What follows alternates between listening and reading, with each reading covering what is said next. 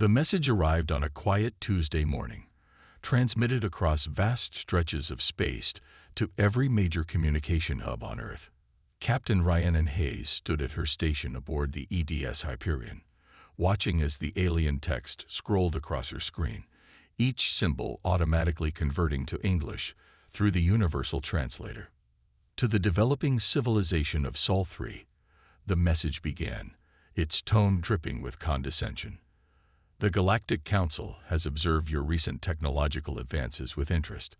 As per Protocol 7249B, your species is hereby required to submit appropriate tribute as acknowledgement of the Council's authority. Hayes felt her jaw tighten as she read further. The Council's demands were extensive.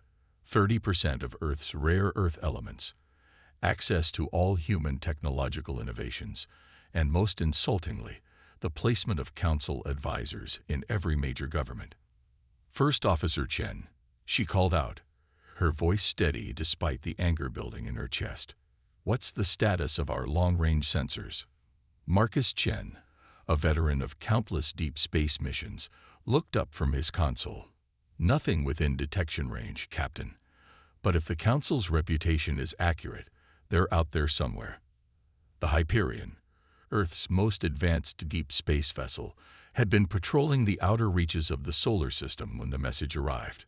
Its crew of 300 represented humanity's finest, scientists, soldiers, and explorers who had volunteered to be humanity's first line of defense. Begin active scanning, Hayes ordered. I want to know the moment anything larger than a meteor enters our space. The bridge crew worked in focused silence, each person aware of the gravity of the moment. Humanity had known about the Galactic Council for years. Their massive empire spanning thousands of systems had been impossible to miss once Earth developed faster-than-light sensors. But until now, they had ignored humanity, treating Earth as just another primitive world beneath their notice. That ignorance had been humanity's greatest advantage. Message from Earth Defense Command, Captain, the communications officer announced. Admiral Blackwood is requesting an emergency conference. Hayes nodded, making her way to the secure communications room. The holographic projection of Admiral Diana Blackwood materialized, her expression grim. I assume you've seen the Council's message, Captain. Yes, Admiral. They're not being subtle about their intentions. No, they're not. Blackwood's hologram flickered slightly. What they don't know is that we've been preparing for this moment for the past decade. Operation Thunderbolt is now in effect. Hayes felt her pulse quicken. Operation Thunderbolt, the classified military buildup that had been happening in secret bases throughout the solar system. While the Council had dismissed humanity as primitive, Earth's governments had been working together, pooling resources and knowledge to prepare for this inevitable confrontation. Your orders, Admiral. Maintain your patrol pattern for now, but be ready to implement Phase 1 on my command. The Council expects us to respond to their demands within 48 Earth hours. We'll use that time to position our forces. Hayes studied the tactical display, showing the Hyperion's position relative to the rest of the solar system. What about the civilian population, Admiral? A carefully worded announcement is being prepared. We don't want to cause panic, but people need to know what's coming. Blackwood's expression hardened. The Council thinks we're going to roll over and submit. They're about to learn otherwise. I understand, Admiral. Hayes straightened. The Hyperion stands ready. After the communication ended, Hayes returned to the bridge. First Officer Chen looked up expectantly. Orders, Captain. Begin running combat drills. Full crew rotation. I want everyone at their best when the time comes. She paused, looking at the main viewport where distant stars glittered. And Marcus, make sure the rail guns are charged. I have a feeling we're going to need them. The next 48 hours passed in a blur of preparation. Across Earth, military installations went to high alert while maintaining a facade of normalcy. In secret facilities on Mars and Europa, experimental weapons were brought online. The Council's observers, if they were watching, would see only a primitive civilization scrambling to respond to their demands. They couldn't see the fleet of stealth ships hidden in the asteroid belt, or the quantum communication network that allowed instant coordination between Earth's scattered forces. They didn't know about the advanced shield technology reverse-engineered from studying their own ships, or the new generation of weapons designed specifically to counter Council technology. As the deadline approached, Hayes stood on the Hyperion's bridge, watching her crew at their stations. Each person knew their role in what was coming, understood the stakes they were fighting for. The Council had demanded tribute, expecting submission. Instead, they would get a response that would shake the foundations of their empire. Admiral Diana Blackwood stood in Earth's primary defense control center, buried deep beneath the Rocky Mountains. Around her, holographic displays showed the positioning of humanity's hidden fleet. Chief Engineer James Sullivan approached, tablet in hand. "Final systems check complete, Admiral," Sullivan reported. "The quantum shields are operating at 98% efficiency across all vessels. The new stealth systems are holding. Council scanners still haven't detected our presence in the asteroid belt." Blackwood nodded, studying the tactical overlay. Humanity's response fleet consisted of over 300 ships, each equipped with technology that the Council believed was centuries beyond Earth's capabilities. While they had watched Earth's official space program with dismissive amusement, they'd missed the real advances happening in secret.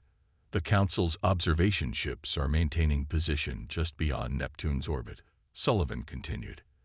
"They're clearly waiting for our response to their demands."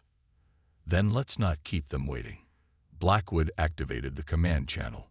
"All fleet commanders, this is Admiral Blackwood. Operation Thunderbolt is now active.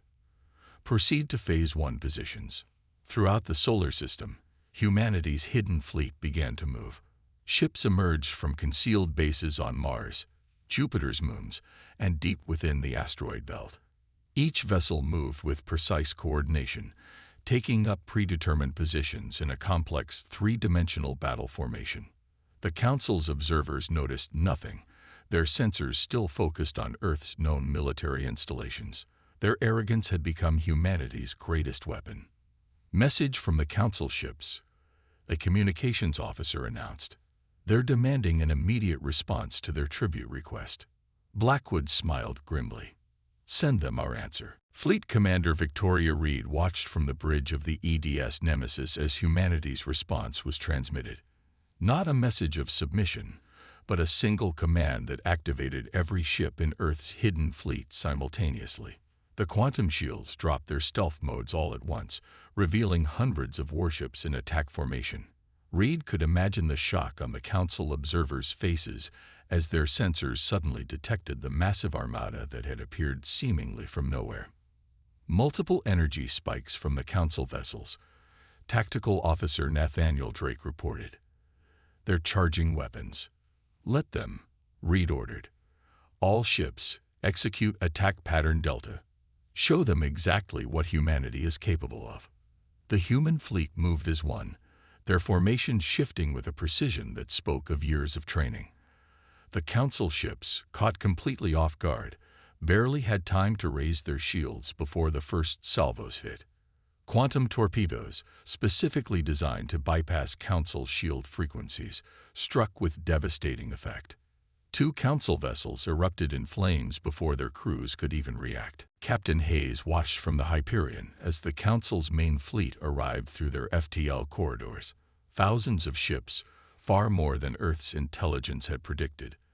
But it was too late for them to stop what had been set in motion. "They're deploying in standard Council formation," First Officer Chen reported. "Just as we expected." Hayes nodded. "Executor Xerix is hailing us." The alien commander's image appeared on the main screen, its crystalline features twisted with rage. "You dare to attack Council forces. Your species will be eradicated for this insolence." "We dare more than you know," Hayes responded calmly. "Now, Admiral." Admiral Blackwood's voice came through the command channel. "Execute final protocol." Throughout the solar system, hidden installations activated. Quantum field generators, placed years ago, created a massive energy web that trapped the Council fleet in normal space, preventing their escape through FTL. Ambassador Thomas Walsh stood before the Galactic Council chambers 3 months after the battle that had changed everything. The Council's mighty fleet had been decimated, forced to retreat after suffering losses they hadn't experienced in millennia. Council Elder Mirathen, one of the few who had advocated for peaceful contact with Earth, addressed the assembly. The human species has proven itself far more capable than we anticipated. We must acknowledge our error in judgment. Walsh stepped forward. Humanity doesn't seek dominion over the Council, nor do we desire war. What we want is recognition. Recognition of our right to exist as equals, not subjects. The peace treaty that followed would reshape galactic politics forever. Humanity gained a seat on the Council, their technology and military prowess earning them respect that condescension and demands never could. In the aftermath, Admiral Blackwood stood with Captain Hayes aboard the Hyperion, watching Earth rotate below them. They thought they were dealing with primitives, Hayes remarked. Instead, they found equals. More than equals, Blackwood replied. They found a species that had learned to turn their own arrogance against them. The galaxy will never be the same. The Council had demanded tribute. Instead, they received a lesson in humility, and humanity gained its place among the stars.